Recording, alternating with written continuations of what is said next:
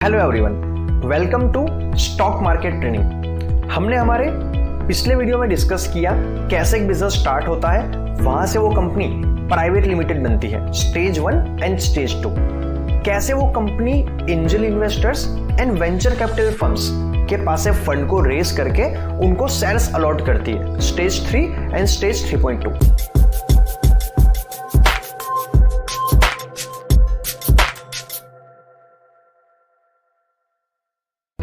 Today's topic is listing of a company part 3, in which we will cover stage 3.2 splitting of stocks, stage 4 IPO. Now what is splitting of stocks? Stock को split कहना किसे कहते हैं? आपको हमारा पिछला video का stage 3.2 याद होगा कि जहां पे हमने डिस्कस किया था कि ABC प्राइवेट लिमिटेड कंपनी के स्टॉक की फेस वैल्यू है 10 और उसकी मार्केट वैल्यू है 5000। तो कंपनी स्प्लिट्स क्यों करती है? उसका सिंपल सा रीजन है टू रेज द लिक्विडिटी, क्योंकि अगर तो शेयर्स की वैल्यू 5000 रुपए रहेगी तो कम लोग इसमें इन्वेस्ट कर पाएंगे। तो कंपनी क्या करेगी, अपनी फेस वैल्यू को अलग अलग टुकड़ों में डिवाइड कर देगी। यहां पे कंपनी क्या कर रही है, हमारे केस के अंदर 10 की फेस वैल्यू से उसको 1 की बना रही है, मतलब कि वो एक शेयर को 10 टुकड़ों में डिवाइड कर रही है। तो इससे होगा क्या, जो उसकी मार्केट वैल्यू है वो उसे डिवाइड 10 करना पड़ेगा। हमारे केस के अंदर 5000 थी तो यहाँ पे वो 500 बन जाएगी और नंबर ऑफ शेयर्स इंटू 10 हो जाएंगे, मल्टीप्लाई 10 हो जाएंगे। राम श्याम के पास जहाँ पे 50,000 शेयर्स थे अब वो 5-5 लाख बन जाएंगे। एंजल इन्वेस्टर और वीसी के पास जहाँ पे 20-20 हजार शेयर्स थे अब वो 2-2 लाख बन जाएंगे, और कहीं पे और कुछ डिफरेंस नहीं होगा। बस ये सिंपल सा कॉन्सेप्ट है।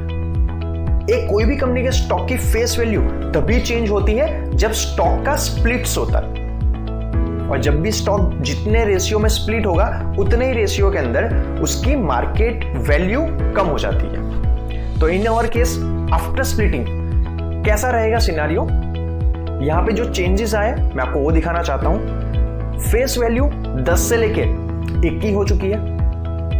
पेड अप कैपिटल सेम ही रहेगा, उसमें जरा भी चेंजेस नहीं आएंगे।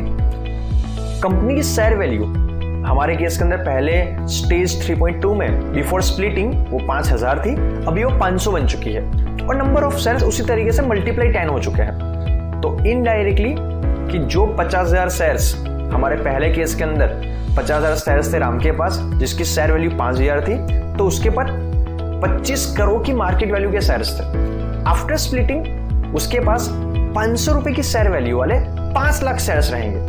तो इनडायरेक्टली उसके पास अभी भी 25 करोड़ के ही मार्केट वैल्यू वाले शेयर्स रहेंगे। तो स्प्लिटिंग के बाद कंपनी की मार्केट वैल्यूएशन सिमिलर ही रहेगी, उसमें जरा भी चेंजेस नहीं आएगा।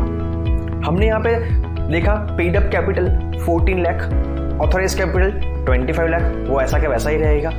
पेड अप शेयर्स अभी बढ़ के पिछले केस में जहां पे 1.4 लाख थे अभी वो 14 लाख हो जाएंगे, और ऑथोराइज शेयर्स जहां पे 2.5 लाख थे अभी वो 25 लाख हो जाएंगे। अभी मान लीजिए कि उनको पब्लिक के पास से 100 करोड़ रेज करने हैं अपने बिजनेस को और एक्सपांड करने के लिए। अभी ऑलरेडी कंपनी के 100 शॉप्स तो हो ही चुके हैं, उनको और एक्सपांड करना है, उसको अपने बिजनेस को और मॉडिफाई करना है और एडवांस बनाना है। तो सबसे पहले तो अगर तो उनको पब्लिक के पास से पैसा रेज करना है तो प्राइवेट लिमिटेड कंपनी को उनको कन्वर्ट करके पब्लिक लिमिटेड करना पड़ेगा।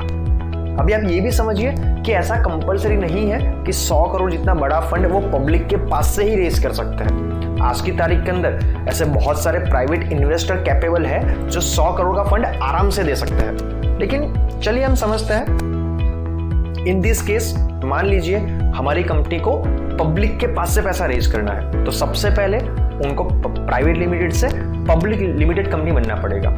और जैसे हमने पिछले स्टेज डिस्कस करे थे उसी वे के अंदर आगे वाली प्रोसेस भी रहेगी। किस वे में रहेगा कि वो जाएंगे लोगों के पास, वो 100 करोड़ रुपए रेज करना चाहते हैं और 100 करोड़ के सामने वो 2 लाख शेयर्स उनको इश्यू करने की ऑफर करेगी। पब्लिक मतलब कौन, हम और आप जैसे रिटेल इन्वेस्टर्स। और 100 करोड़ रुपए के सामने वो 2 लाख शेयर्स को डाइल्यूट करना चाहते हैं, मतलब कि इनडायरेक्टली एक शेयर की वैल्यू हो गई 5000 रुपए। अभी आपको याद होगा कि आफ्टर स्प्लिटिंग ये शेयर वैल्यू 500 बन चुकी थी, लेकिन आप ये भी तो समझिए कि अभी कंपनी 20 से लेके 100 शॉप्स ऑलरेडी ओपन कर चुकी है और वो कंपनी 5 गुना बन चुकी है और एक सक्सेसफुल कंपनी के तौर पे अपने आप को रजिस्टर कर चुकी है। Then definitely people are ready कि जो एक शेयर के लिए 5,000 रुपए दे पाए। तो अभी आप समझिए कि उन्होंने 100 करोड़ रुपए रेज करे, एक शेयर की वैल्यू 5,000 के अकॉर्डिंगली 2 लाख शेयर्स को डाइल्यूट करके। तो अभी केस में क्या होगा, टोटल जहाँ पे पहले राम और श्याम के पास 5-5 लाख शेयर्स थे और उसके अकॉर्डिंगली उनकी ओनरशिप थी, अभी क्या हो जाएगा, अभी के केस में ऐसा हो जाएगा कि राम और श्याम की ओनरशिप घट के 31.25% हो जाएगी, एंजल इन्वेस्टर की घट के 12.5% हो जाएगी, वीसी की घट के 12.5% हो जाएगी और पब्लिक की ओनरशिप और ऐड हो जाएगी 12.5%। अभी आपको याद होगा कि स्टेज 1 में राम और श्याम की ओनरशिप थी 50-50%।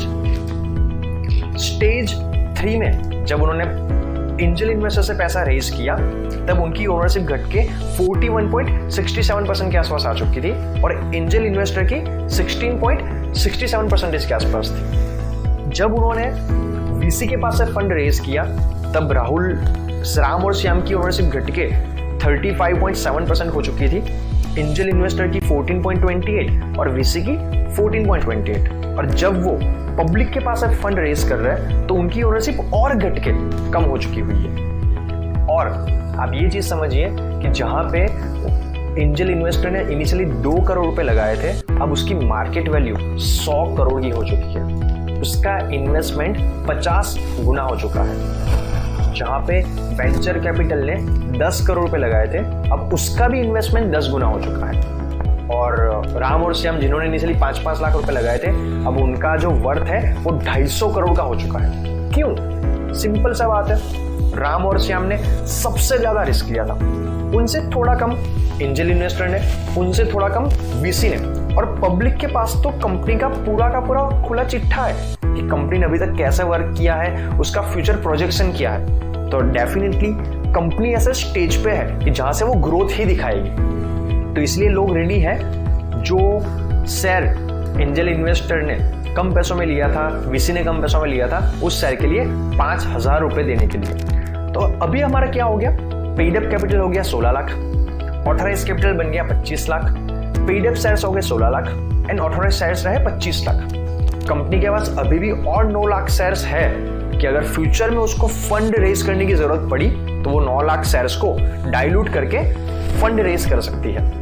तो जैसे आपको मैंने यहाँ बताया, आईपीओ की प्रोसेस हम डिटेल में नेक्स्ट वीडियो में डिस्कस करेंगे ही करेंगे। आईपीओ का फुल फॉर्म क्या है? Initial public offering. जब एक कंपनी सबसे पहली बार अपनी ऑफर को लेके पब्लिक के पास जाती है, उसे कहा जाता है आईपीओ। अगर उसे मान लो दोबारा जरूरत पड़ गई पब्लिक से फंड रेज करने की, तो उसे कहा जाएगा FPO, follow on public offering. दोनों की प्रोसेस सिमिलर ही रहेगी, लेकिन क्योंकि वो पहली बार जा रही है तो उसे हम आईपीओ कहेंगे, और आईपीओ के बाद जितनी बार भी हो जाएगी उसे हम एफपीओ कहेंगे। अभी ये होता कैसा है? ऐसा नहीं है कि वो लोगों के बीच में चली जाएगी। एक गवर्निंग बॉडी है सेबी, जिसका फुल फॉर्म है stock exchange board of India. एक कंपनी अपना पूरा डेटा लेके सेबी के पास जाएगी और सेबी के थ्रू वो अपने शेयर्स को पब्लिक को देगी, पब्लिक अपना पैसा सेबी को देगी, कंपनी अपने शेयर्स सेबी को देगी। तो पब्लिक से लिया हुआ पैसा सेबी कंपनी को पहुंचाएगी और कंपनी से लिए हुए शेयर्स सेबी लोगों तक पहुंचाएगी। अभी लोग, मतलब कि हम जैसे रिटेल इन्वेस्टर्स, उनको ये स्टॉक्स मिलेंगे कैसा? ये उनको मिलेंगे अपने डीमेट अकाउंट के अंदर। डीमेट का मतलब क्या होता है? Dematerialised account. एक जमाना हुआ करता था बहुत सालों पहले, जब स्टॉक एक्सचेंजेस स्टार्ट हुए थे, स्टॉक मार्केट स्टार्ट हुए थे, कि तब फिजिकल फॉर्म में शेयर्स मिला करते थे। लेकिन अभी के टाइम के ऊपर सारे के सारे स्टॉक्स डीमटेरियलाइज्ड फॉर्म में ही आपको दिए जाते हैं और आपका एक ट्रेडिंग अकाउंट बनता है। अभी इंडिया में कौन से सबसे बड़े स्टॉक मार्केट्स कि जहां पे शेयर्स की ले बेच होती है, जहां पे स्टॉक्स की ट्रेडिंग हो सकती है? करंटली इंडिया में सबसे बड़े 2 स्टॉक एक्सचेंज है, BSc and NSC, Bombay stock exchange and national stock exchange. अभी आपको सवाल आ रहा होगा कि क्या कंपनी दोनों स्टॉक एक्सचेंज पे रजिस्टर हो सकती है? डेफिनेटली हो सकती है। आपको शायद ये भी सवाल आएगा कि जो BSE NSE क्या दोनों बोर्ड्स के ऊपर क्या एक कंपनी के शेयर की प्राइस अलग अलग हो सकती है? थियरिकल बताऊं तो yes, but practically it is impossible. आज आप जो भी शेयर्स देखते हो वो या तो NSE पे हो या BSE पे हो, उसकी प्राइस सेम ही होती है। तो आज के वीडियो में हमने सीखा कि कैसे एक कंपनी लोगों के पास से फंड रेज करती है IPO लॉन्च करके और अपने शेयर्स का डाइल्यूजन करती है। आज के वीडियो में इतना ही, मिलते हैं नेक्स्ट वीडियो में। Thank you very much.